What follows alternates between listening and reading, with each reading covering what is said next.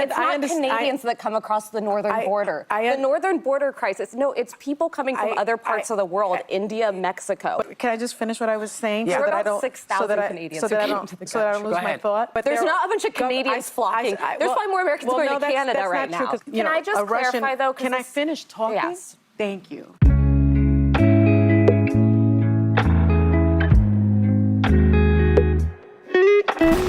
Since Europe is actively trying to get us into World War III, and I assume this week will be filled with serious consequential news, I figured we start this week on a lighter note, watching Sunny Hostin almost break down in tears as Alyssa keeps fact-checking her and won't let her get out her racist, delusional points. Also, the governor of my home state, Illinois, J.B. Pritzker, joins The View and explains to the crowd how what Trump is doing here is exactly what happened in Nazi Germany. Of course. As always, like the video and subscribe to the channel. We are on the road to 200,000 subscribers. But let's start with J.B. Pritzker in his 3XL suit expose his 3XS wisdom by explaining how Donald Trump is turning America into Nazi Germany. Well, I think anybody who heard it, I think understands that over the last, well, it's been 38 days since the president took over, and he has slowly, steadily, actually relatively quickly, I guess I should say, but every day eroded your rights. And everything that he has done has been tearing down constitutional democracy. And that's what happened in Nazi Germany. And I'm not suggesting that we're heading all the way down that path, but I am suggesting that we should all be, I mean, it should be like red alert, everybody. Yes. It's time for everybody to wake up. And so that's really what I wanted to say. Again, I find it so hilariously ironic that the Democrats who used to preach, fight the man, don't trust the government, are now the ones advocating for trusting the government, expanding the government, and giving it more control over our daily lives. The Democrats are so desperate, they don't even have any new creative ways to attack Trump. They're not innovative, they're not forward-thinking, they're not providing their own plan of how they would cut the government waste. They're not providing their own plan on how they would end the war in Ukraine. They're using the same decade-old playbook, expecting it to have some resounding difference in the way people perceive Trump. Democrats are trying to convince us that any attempt to reduce the size of the federal government and make it work more efficiently is actually akin to the Nazi takeover of Germany. Not only is that wildly inaccurate and shows the dishonesty and unseriousness of any person saying it, but it also lacks some crucial context. Germany still had a king in World War I, so the entire culture was used to having an autocrat and coincidentally even preferred that to what they perceived to be the weak and unprideful democratic government set up after World War I. So it's not like they were some bedrock, century-long democratic society that just made the massive shift to authoritarianism. They were 20 years removed from just having a king. Now, JB continues to avoid dealing in facts and reality,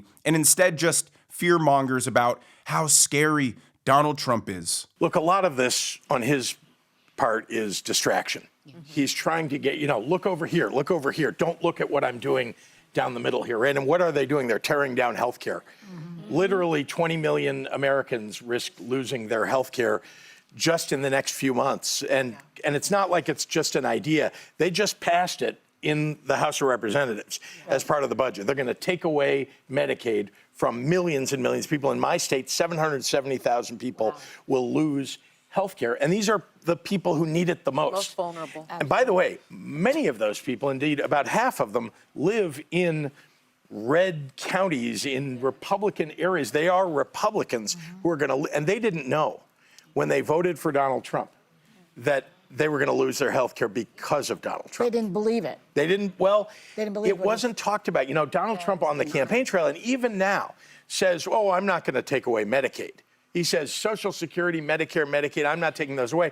Meanwhile, he blessed the House plan that just passed that takes away Medicaid. Right. This talking point requires such a commitment to dishonesty and a lack of common sense. It makes you wonder how these people can look at themselves in the mirror. If Donald Trump cut healthcare for tens of millions of Americans, there would be riots in the streets and chaos immediately. Same if he cut food stamps. Same if he cut Social Security. I get that they hate Trump, but it takes a certain kind of stupid to think that a president would actively try to destroy his own country. And when you combine it with their other talking point that Donald Trump just wants to enrich his billionaire friends, well, how will they get enriched if society is ruined, if everybody's poor, if there's civil unrest in the streets? Trump trying to destroy the country and Trump trying to enrich his friends are mutually exclusive. They can't exist together. If nobody has money, who's gonna buy Elon's Teslas? It's because Democrats think that rich people have their money in a swimming pool or in a vault,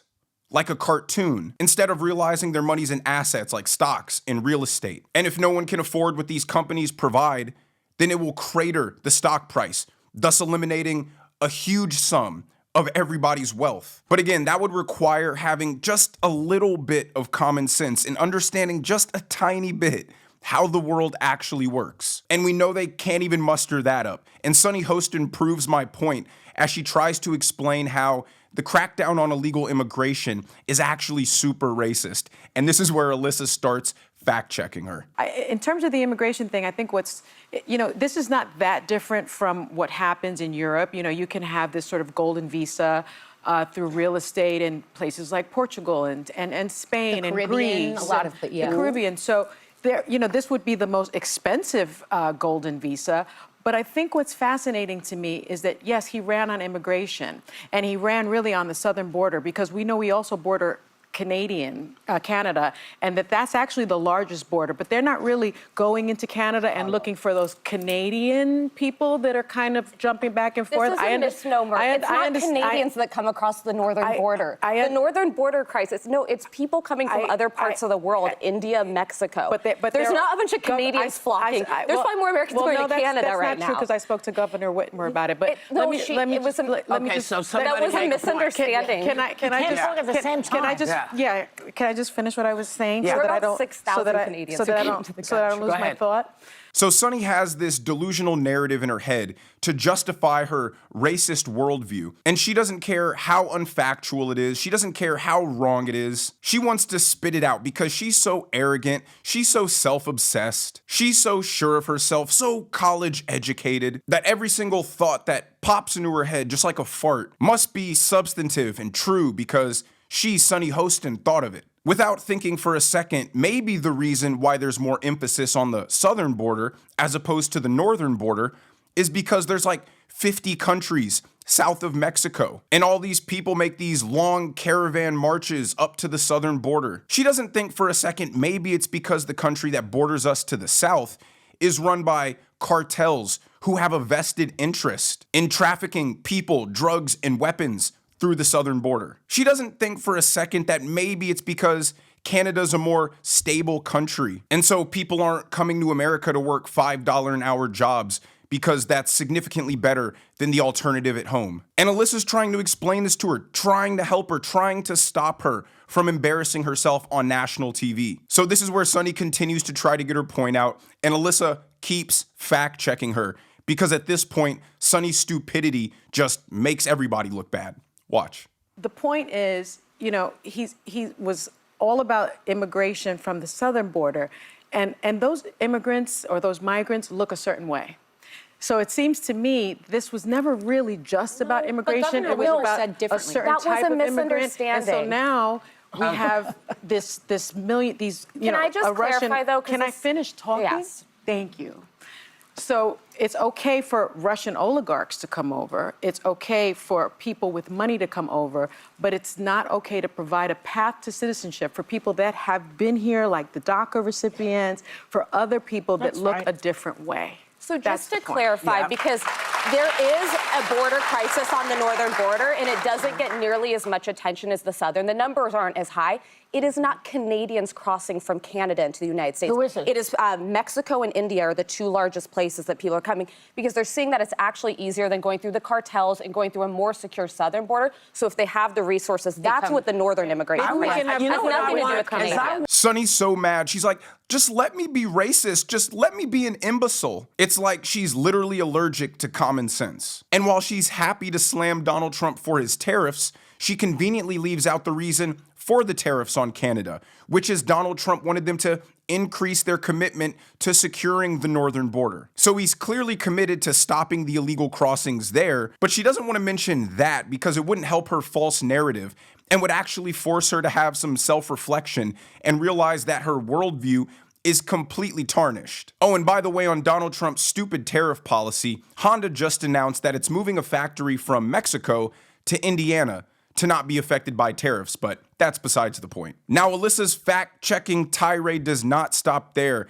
as Joy Behar tries to slam Elon Musk, and Alyssa's got to clean up that mess as well. I think that Trump is happy right now with this situation because he only ran to stay out of jail. Yeah. You know, that was mainly his. No, I think that's true. I don't think he ever wanted really the responsibility of the job. He's not really bright enough to handle the job.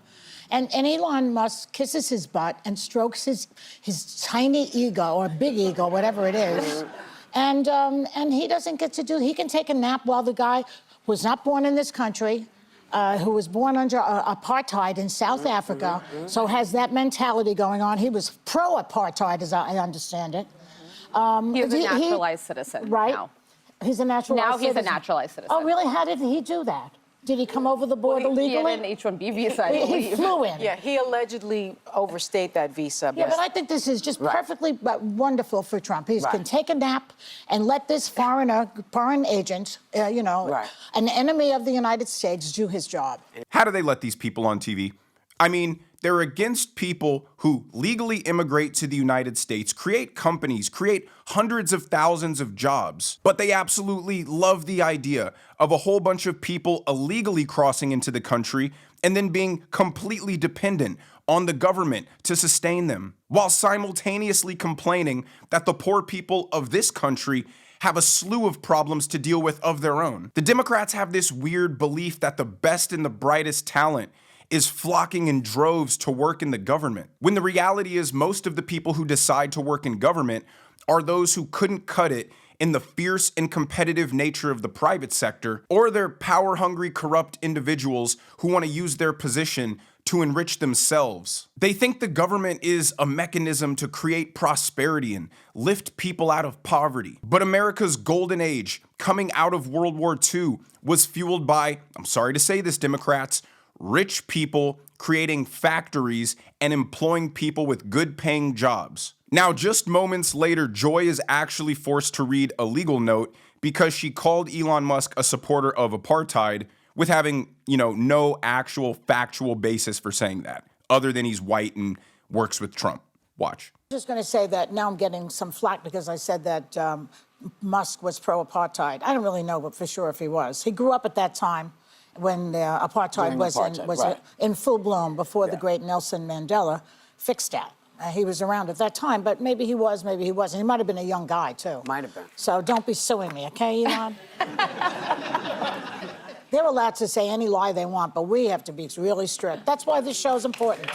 Yeah. I mean, they're so disgustingly snobby on this show. We have to tell the truth. That's why we're so important. No, you guys are allowed to lie 99% of the time, but the moments where your lies cross over into slander, then they force you to correct yourself and apologize so they don't get sued. The View exists to push Democrat propaganda, to lie, to divide people, to indoctrinate people in a racist victim worldview. But because they see a studio audience and a camera and some lights, in their mind, they're important. They're the arbiters of truth. The only people who find The View important are the rich, liberal, wine-drinking, stay-at-home moms who regurgitate these talking points in their virtue-signaling friend groups so they can all talk about how bad Trump is and pat each other on the backs for being fake compassionate. Now, Alyssa's been cooking this entire video, but she slips up and she makes a very bad point about Elon Musk. I don't like Elon. I wouldn't go as far as to necessarily call him an enemy of the United States yet. Let's give him a little bit of time. This is my gripe with Elon Musk. There is a world in which having him for free advise the U.S. government could be an asset. This is somebody who made incredible investments with EVs, with Teslas, with SpaceX. I've toured what they've done in NASA. He is a brilliant person when it comes to rocket science, engineering, not federal staffing. Like that, we're using him in the dumbest possible way, in the way that he is least qualified to be used. And it just doesn't really make sense to me. Now, her bad point about what Elon Musk is qualified for stems from a genuine lack of business sense, which I don't entirely blame her for. Elon Musk is not the richest man in the world because he's a brilliant engineer. He is, though. He's not the richest man in the world because he's a brilliant rocket scientist, which he also is. If that's all he was, then sure, she might have the point. What is a rocket scientist doing to help clean up the federal government? The reason Elon Musk is so uniquely qualified to help reduce the size and the waste in the federal government is because he is the best person on planet Earth, maybe who's ever lived, at getting the most value out of something for the lowest cost possible. Electric cars were a thing well before Elon Musk bought Tesla. What Elon Musk did was learn how to create a vastly superior product at a vastly cheaper cost to make it affordable to the masses. Rocket technology has also existed forever. Elon Musk learned how to create a vastly superior rocket at a 20th of the cost that NASA could. He is a master at efficiency. He is better than anybody else at getting the absolute most out of a dollar. He is the best at making sure not a single penny is wasted on inefficiencies. That's why he's the richest person in the world. All of his staff at Tesla and SpaceX and Neuralink are brilliant scientists and engineers, but they're not giant business magnates. The thing Elon Musk is best at is lowering costs and increasing productivity. And obviously Donald Trump, being a businessman, understands this and sees this and realizes the value of having this genius of efficiency, taking on the biggest challenge of his life for free, I might add, to do what he's done successfully at a number of world-changing companies and implement these same efforts within the federal government. But again, Democrats can't admit that, because then they'd also have to admit that this might be a good thing. It's much easier for them to keep parroting the talking point that, oh, he's an engineer. What is he doing trying to make government run efficiently? Because the dumb people who don't understand commercialization will just eat that up all day and help support their already delusional worldviews. But let me know what you guys think down in the comment section below. If you enjoyed this video, make sure you hit that like button. Make sure you subscribe to the channel if you haven't already. Turn on the notification bell so you never miss a video. And I'll see you guys in the next one.